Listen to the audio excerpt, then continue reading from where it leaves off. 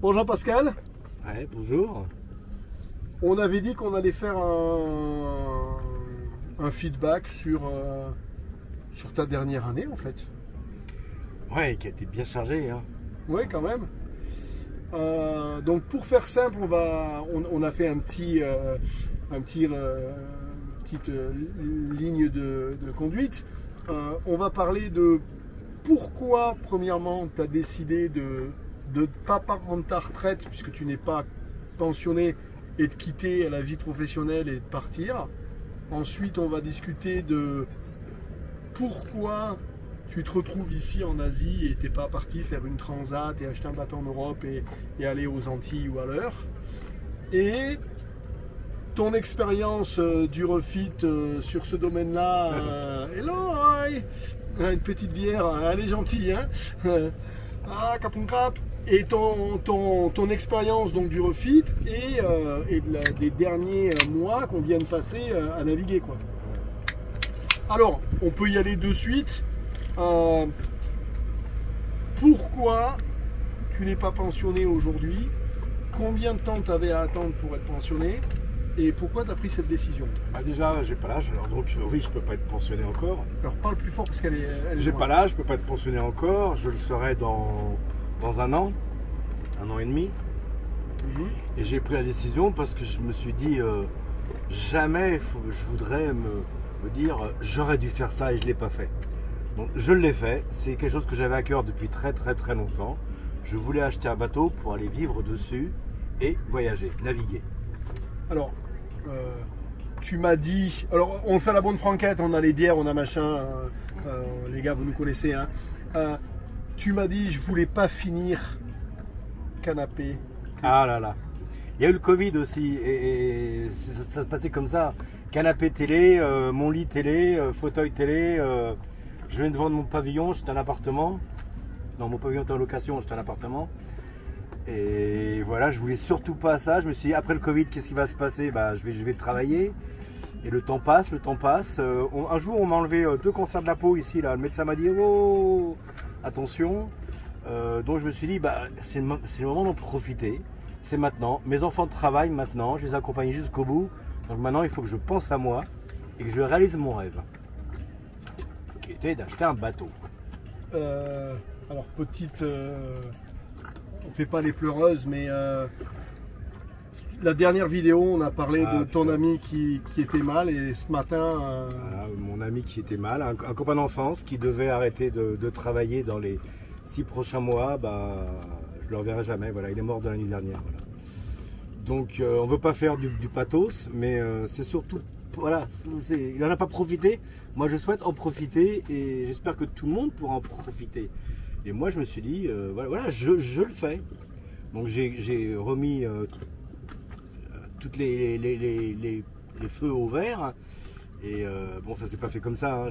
J'étais gérant d'entreprise, j'ai quelques appartements en location. Donc, j'ai dit, je m'en fous d'avoir un salaire de mon travail. Je peux vivre en ayant des revenus de tous les mois. Sachant que, voilà, j'ai donc acheté un bateau. On va venir après pourquoi je l'ai acheté, à quel endroit, mais j'ai acheté un bateau par hasard à Krabi. Et ce bateau, on reviendra dessus après, en même temps avait une activité. Donc quand j'ai acheté ce bateau, Loïc m'a dit, attention Jean-Pascal, je te vends le bateau, mais il est inscrit sur un site. Donc tu peux avoir des clients, lui il en avait en moyenne tous les mois. Donc il mettait du beurre dans les épinards, hein, il se faisait une belle retraite avec ça. Donc on l'a exploité un petit peu avec ma compagne qui est thaïlandaise. Mais moi, elle n'était pas à mon goût. On a arrêté l'activité, on l'a mis en stand-by et on est allé faire le refit. Voilà. Oh, attends. On va revenir là-dessus, oui. C'est important. Moi, je remets un peu les... Parce que je connais l'histoire et je sais où je veux l'amener. Un matin, tu as dit à tes enfants, je vais acheter un bateau et me barrer, ils ne savaient pas. C'est ça, c'est ça. Et ils disaient, oh papa, tu habites à Paris, en région parisienne, tu vas aller acheter un bateau, mais... La dernière fois que tu en as fait, tu avais 20 ans, 25 ans. Alors je me suis inscrit à l'ECP, à l'école de croisière de Paris. Et puis tous les week-ends, des semaines, des midweek, des 15 jours, je partais naviguer en croisière hauturière avec ce bateau habitable. Voilà. Donc, psychologiquement, tu es encore au boulot, tu regardes les vidéos techniques du Steph, tu fais des croisières avec eux, tu te prépares, tu es dans les starts, quoi. Tous les jeudis soirs, je vais à Paris après le boulot, c'était la course pour rentrer à minuit parce qu'il y avait des cours à l'ECP pour préparation au permis hauturier. C'est des rappels et c'est toujours bon d'assister à ces cours. Je prépare ça, je prépare doucement ma sortie tout en travaillant, en étant salarié. J'avais revendu ma société, j'étais salarié et j'avais prévenu mon patron en lui disant attention, hein, le jour où j'ai décidé, je pars. Ok. Tout le monde rigolait un petit peu. Et puis, moi, parallèlement à ça, pendant 3 ans, j'ai regardé des annonces de bateaux, alors à vendre dans le monde entier. Parce qu'au début, on ne sait pas, on dit tiens, celui-là, il me plaît. Et puis après, elle dit ah bah non, il est trop vieux, il est trop loin, c'est pas vraiment ça. Et après, on resserre son programme, on se dit, on arrive à affiner les choses. Et on va dire voilà, je suis catégorique, je veux ce type de bateau. Et une fois qu'on cherche ce type de bateau, bah, on n'en trouve pas partout. Alors ce type de bateau, moi je voulais un ketch. Il y en avait aux États-Unis, en Californie, dans les Pays-Bas, il y a beaucoup. Mais voilà. tu le voulais en Asie? Alors, je voulais en Asie, c'est pour ça que je l'ai pas acheté dans ces pays. Je voulais en Asie. Ce qui nous amène au deuxième point.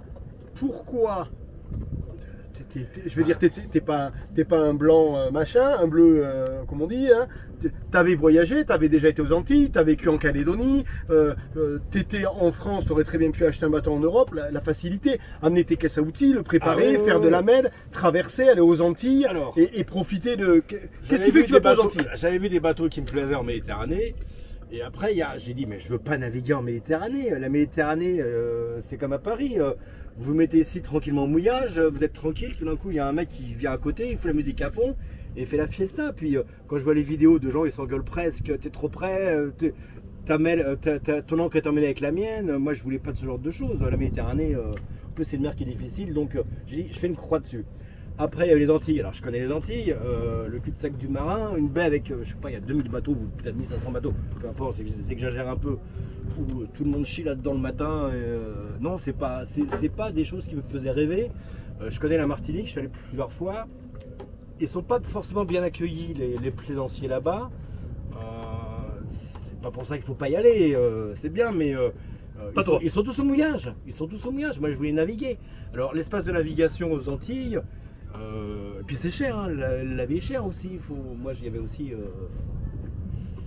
un aspect financier, comme partout dans le monde bien évidemment. Ouais, en plus tu savais ne pas gérer ton programme par rapport au vin rouge et au fromage, tu étais prêt à... Ah oui, elle est n'importe où, je pouvais manger du riz et des sushis, n'importe quoi. La Polynésie, on sait que... Alors moi j'ai vécu en Mélanésie, en Nouvelle-Calédonie. La Polynésie, les plaisanciers ne sont pas les bienvenus. Pareil, la vie est très chère. C'est assez difficile pour débuter la navigation. Les réapprovisionnements, on peut être... les pièces moteurs, les machins. Les pièces moteurs, voilà, moi je découvrais tout en même temps, donc de l'électronique en même temps, de la mécanique en même temps, ça faisait beaucoup de choses, beaucoup de paramètres. Donc c'est pour ça que je voulais absolument l'Asie, parce que l'Asie, t'as un problème avec le moteur, voilà, un quart d'heure après, t'as du monde, t'as les pièces. Il y a tout ce qu'il faut en Asie, de toute manière. À Phuket, on aurait pu refaire un bateau en kit à Phuket en délai normal. Et ici, on est au mouillage. À part les gens qui nous disent gentiment bonjour tous les jours, on peut pas dire que... Il y a un mec qui fait un peu de karaoké là-bas, mais on peut pas dire c'est paisible absolu. Alors ces premiers jours où il y a eu de la pluie là, depuis que nous sommes là, c'est paisible. On voit les tortues là le matin au petit-déj. Tortues, c'est le paradis là, c'est mon nouveau bureau. Moi je regrette pas. Alors, un an après je regrette pas, oui. T'achètes une... je vais dire des mots pas gentils, mais t'achètes une épave. Alors moi à mes yeux c'était pas une épave. Ouais, bon. J'ai acheté mon rêve. Bon, mon bateau. T'achètes ton bateau. Moi, il est venu, bon, il s'avère qu'il me contacte, il me dit Steph, viens voir, j'ai acheté un bateau, je voudrais que tu fasses le refit. Moi quand j'ai vu le bateau, j'ai dit bon là, je vais pas faire le refit. Et surtout j'étais très loin de penser que tu arriverais à te faire autant plaisir avec aussi peu d'argent. C'est ça. Bon, à la base, toi, tu ne savais pas l'aspect financier que j'étais prêt à mettre dans le bateau et l'idée que j'avais d'une réflexion de bateau. Ouais. Donc moi, ça a été une réflexion totale. Et effectivement, je me suis fait plaisir. Hein. Même jusqu'à la tente et au coussin qu'il y a partout, il y en a derrière. Il y a la tente de derrière aussi pour derrière le roof. Oui, à part la coque, tout est neuf. Voilà, tout est neuf. Même les chandeliers, tout on va est pas neuf. revenir là-dessus, c'est la première ou deuxième vidéo. Il y a tout l'inventaire. Il y a même le dinghy qui est neuf avec un 25 chevaux. Hein. Expérience de faire un refit en Asie. Enfin, en Thaïlande, plus précisément. Alors, moi je dirais, ne foncez pas tête baissée en Thaïlande parce que j'ai dit que c'était pas cher et intéressant. Moi j'étais quand même gérant d'une entreprise de bâtiment.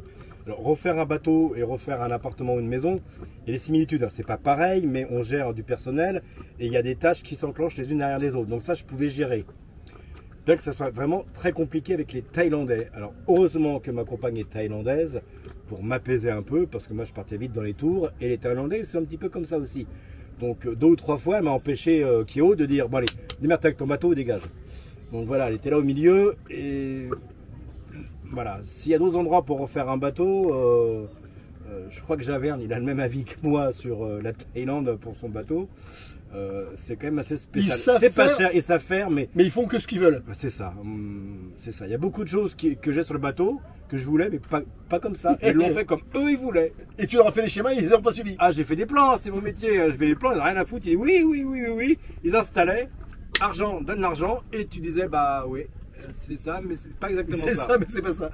C'est un peu différent. Ça marche, c'est bien fait, c'est super. Mais c'est pas comme ça que je le voulais. Et puis après, c'est comme si j'étais pinailleur, c'était des détails. Puis je me dis, allez, ça m'empêchera pas de vivre. Voilà, ça tient, c'est bon. Alors, on va revenir sur 2 points. On va revenir sur le côté, tu as acheté un bateau et une affaire. Mais avant ça, on va revenir sur. Donc, le bateau est prêt. On part en nave. Oui. Alors, il y a des matins comme ce matin où tortue. Ah bah c'est pas toujours comme ça. Non mais il y a quand même. Ah ouais. On s'est levé dans des mouillages du bout du monde. Ah ouais, magnifique. Avec des odeurs de fumée, des gens là, des gens qui pêchaient. Des gens qui pêchaient. Au loin, qui pêchaient à pied, qui pêchaient en bateau. Que ce soit le détroit de Malacca, que ce soit toute la descente de Bornéo ou que ce soit ici, que des gens sympathiques, ah oui. Avec le sourire. C'est un plaisir quand même c'est une thérapie, ça fait du bien, on se remet à d'autres tensions, hein. C'est vraiment agréable. Ça fait 1 an et 1 mois que j'ai pas mis autre chose que des tongs, pieds nus ou des tongs, et en short, Bermuda. On se baigne, l'eau elle est à 30 degrés. Peu de problématiques, hein. Voilà, on se fait un peu embêter avec les bouteilles de gaz en faisant 3 pays d'affilée. Ça nous occupe. Hein. Mais voilà, ça nous occupe. Mais tu veux te faire livrer de l'eau, ils te livrent de l'eau. Tu veux te faire livrer du gasoil, ils te livrent du gasoil. Là, il n'y a pas de pompe, il n'y a pas de machin. Les mecs, ils ont les bidons, ils savent faire, ils font. Enfin, je veux dire, c'est un autre monde, mais il est même plus sympathique quand même. Et avec le sourire, toujours. Et puis, il y a JP, ton quart, c'est 22h minuit et il est 23h. On voit pas l'avant du bateau. Il tombe des trombes, les éclairs tombent à 15 mètres du bateau. Ça fait drôle. Hein. Waouh! Aveuglé pendant ça fait 1 minute. Ah putain. Ça, c'est gravé dans ma mémoire. Hein. Et là, c'est plus la carte postale, quoi. Ah non, là, on est dans le réel. C'est des nuits, c'est des heures entières à rien voir, dans le noir et à vivre des moments. C'est inoubliable quand même. Avec le recul, hein, ce moment, moi je découvrais, je flippais un petit peu. Hein. J'étais pas serein. Hein. Heureusement que tu étais là. Hein. On affronte du gros temps à des moments. Oui. La météo, c'est quand même. Putain, je crois que. Je sais pas, 60% du windy ne correspondait pas à la réalité. Hein. Il faut improviser dans ces cas-là. Hein. Mais malgré je veux dire, les 2000 milles qu'on a fait, on a alors 2000 milles c'est 4000 km les gars, t'as beau te dire on part à la bonne saison, les vents sont censés être dans la bonne direction. J'ai regardé les pilotes charts, ils sont comme ça depuis 20 ans. On achète un SPI pour être au SPI. On l'a sorti peut-être 8 fois. In fine, on s'est quand même Thierry et Ali. Joyeux anniversaire Thierry, au fait. Joyeux anniversaire Thierry. Moi, bonjour Ali aussi. Je l'ai eu sur truc. Bon, on s'est quand même pas mal fait chier avec la météo, mais bon, on y a été, on l'a fait. Donc, c'est pas le rêve absolu. Il y a eu des nuits ou machin, un truc.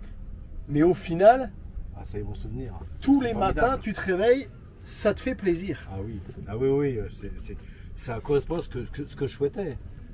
Ce dont j'étais venu chercher. Voilà. Alors, cerise sur le gâteau, à ton mouillage, le bateau a une activité d'excursions un peu à la journée via Booking. À la semaine. Même. Mini croisière. À la semaine, c'est croisière dans la baie de Phong Nha. Et donc en achetant le bateau, j'ai aussi acheté un mouillage. J'ai un mouillage qui m'appartient dans la rivière à Krabi, centre-ville. Donc c'est un jour, hein, j'en parle, hein, c'est un jour, il me prenait l'idée de vendre le bateau. Je peux le vendre tel qu'il est et pour le même prix avec une activité. Hein. Hein? Oui, je peux vendre le bateau parce qu'il y a peut-être d'autres projets, d'autres bateaux peut-être. Donc un jour, peut-être que vous verrez dans la vidéo, bateau refité totalement comme neuf, avec activité si vous voulez changer de vie. Hein. Il y a quelques conditions parce que ça se passe en Thaïlande. Hein. Mais on a relancé l'activité là, on a annulé 2 réservations ce matin. Voilà, on a basculé les sites, on l'a refait carrément. Stéphane a refait complètement un site avec des photos et ce matin on était super contents, on avait 2 réservations qu'il a fallu. Ouais, donc ce matin on a annulé de 30 000 pesos de réservation. On les a annulés parce que 500 euros de ça arrivait réservation. trop vite. Ça arrivait trop vite, on n'était pas prêts. Donc voilà. Donc un mot de la fin. T'as pas ta pension de retraite, t'es parti plus tôt, t'as vécu un refit quand même avec ce que ça contient comme stress, etc. On est venu ici, t'as bouffé 2000 milles, enfin ta première vie, truc de marin propriétaire, c'est 2000 milles de bateau. Droit dedans, hein. Azimut brutal, on va là-bas. Allez hop. Azimut brutal, on est là et t'es le plus heureux dedans. Ah bah oui, bien sûr. Alors, je l'aurais pas fait seul. Je serais pas parti avec ma compagne faire ça. Moi, je faisais des ronds dans la baie de Phong Nha, etc. Voilà, il y a quand même une... voilà, il y a Stéphane qui est là avec moi. Ça, c'est quand même lui qui me rassure, qui fait tout avant et il n'y a plus qu'à suivre la ligne de conduite. Hein. Voilà. Mais il n'empêche, c'est à refaire. Mais je recommence demain. Et Thierry aussi. Il y a lui aussi peut-être. Mais bien sûr. Donc voilà, c'était, je pense qu'on peut rester là-dessus, c'est le mot de la fin. Tu recommences demain. Venez, si vous avez un projet, allez-y, vous pouvez nous le mettre en commentaire. Hein. Votre projet, expliquez-nous votre projet. Divine est inquiète parce qu'elle nous voit dans l'ombre, elle se dit, on les voit plus les deux là. Alors on va vous mettre un peu de lumière. Ouais, et effectivement, voilà, tu repartirais sans problème. Bien sûr. Peut-être que tu gérais des petites choses différemment, le refit ou des choses comme ça, mais grosso modo, ce serait la même chose, peut-être avec le savoir-faire et l'expérience qui font que je serais peut-être venu plus tôt sur le projet pour éviter les détails. Ah, j'aurais mis moins de batterie, peut-être, moins de solaire. J'aurais peut-être pas acheté un radar qu'on a laissé éteint tout le temps. J'aurais peut-être pas acheté un Axiom qui sert à rien, c'est une tablette. Il y a des détails comme ça. Mais je suis bien content, le bateau est beau et costaud. Et moi, quand je viens m'allonger ici avec ma compagne ou avec Stéphane et on prend l'apéro là, avec sa compagne aussi, on est plus heureux. Hein. On mange même pas à table, on se met sur les coussins là, c'est vraiment génial. Et on regarde le soleil se coucher. Alors, 2 choses parce que je sais que ça, avant que la pluie démarre, tiens. Alors je sais que ça intéresse les gens. T'estimes que notre budget mensuel pour vivre à bord, alors nous on a une extrêmement bonne cuisinière qui est Oi, donc on va pas trop au resto, faut le dire, on y va une fois par semaine et à chaque fois qu'on va au resto on est déçu, donc parce qu'elle cuisine mieux. Ouais. Donc, mais notre budget, faut mettre là-dedans, y compris la bouteille de gaz, y compris l'essence pour le dinghy, y compris toutes les dépenses, la nourriture et je sais pas, j'essaie en même temps de calculer parce qu'il y a aussi les quelques restos. Je pense que, je sais pas, j'ai envie de dire. Elle est juste là. Ah, la tortue juste là. Ah, voilà, vas-y. Je sais pas, je me rends pas compte parce que toi aussi tu payes de ton côté, on est là tous les deux. Je pense qu'on crame 1000 balles à deux. J'allais dire 800 €, entre 800 et 1000 balles, voilà. Et puis, on fait recharger nos bouteilles de plongée.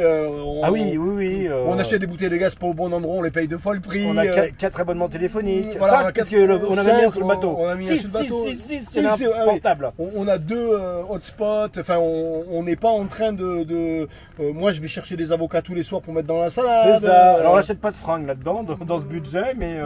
Tous les matins, moi, il faut quand même savoir que, bon, vu qu'on fait des sites et des machins et qu'on est. Je suis quand même en train d'aller au coffee shop. Je prends mon café avec mon brownies, machin, tous les matins. Je travaille. Ça me coûte 200 pesos. 200 pesos, c'est 3 euros. 2,20 €. Voilà, mon petit déjeuner dans un café me coûte 2 €. Hein, vous voyez, donc 30 jours, ça fait c'est 60 balles de petit déj tous les matins.